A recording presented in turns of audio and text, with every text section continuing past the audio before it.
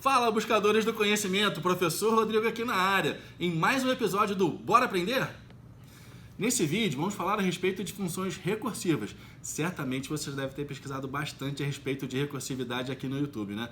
E certamente você deve ter visto muitos vídeos falando sempre do mesmo tipo de recursividade, ou seja, mostrando exemplos em funções fatoriais. Bom, se você ficar aqui comigo, eu vou te mostrar uma outra forma, uma outra aplicação da recursividade que não é a fatorial.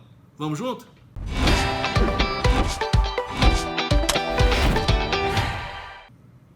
Bom, antes de entrar na função em si, vamos entender o que é recursividade. A recursividade na programação é quando você tem uma função que chama ela mesma dentro dela.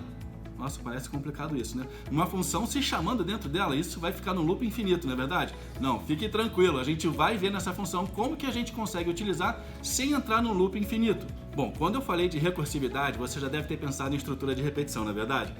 Eu tenho certeza que você pensou sobre isso, mas não é. Recursividade não tem nada a ver com estrutura de repetição. E por que não tem nada a ver? Quando a gente fala de uma recursividade, a gente está falando de uma função. Uma função é uma espécie de método, onde você pode ou não utilizar um parâmetro. Quando a gente fala de estrutura de repetição, você não tem um parâmetro que você possa utilizar. Você define o momento que ele entra naquela estrutura de repetição e define o momento que ela vai sair. A recursividade não.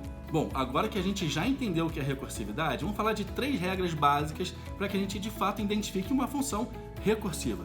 A primeira regra, ela precisa ter um objetivo a ser executado. A segunda regra é que sempre no momento em que você chama a própria função, ela se aproxima dessa resolução. E a terceira e última regra é que ela precisa chamar a si mesma. Bom, no começo desse vídeo eu havia prometido para você que nós iríamos falar da recursividade sem entrar no fatorial. Dá uma olhada nesse código aqui, a gente está calculando a média de um aluno.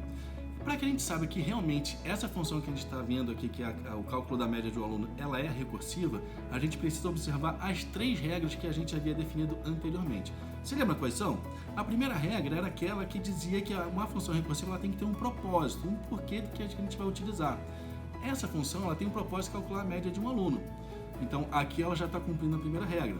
Legal. E a segunda regra? Você lembra qual que era a segunda regra? A segunda regra é que a cada momento que essa função chamasse a si mesma, a gente se aproximasse do resultado final. E de fato, ela está chamando ela mesma e ela está se aproximando do resultado final. Bom, cumprimos as 2 primeiras regras. E a terceira, será que a gente está cumprindo? Vamos lembrar qual que era a terceira regra? A terceira regra era que ela precisava chamar ela mesma dentro dela. Então, uma olhada na penúltima linha dessa função. Ela não está chamando ela mesma? Está chamando ela mesma. Que legal, então a gente cumpriu as 3 regras de uma função recursiva. Muito bom, né? Cumprimos o nosso objetivo. Então agora, se inscreve aqui no canal e não esquece de ativar o sininho para você continuar recebendo conteúdos como esse. Tá ok? Muito obrigado, um abraço e até a próxima.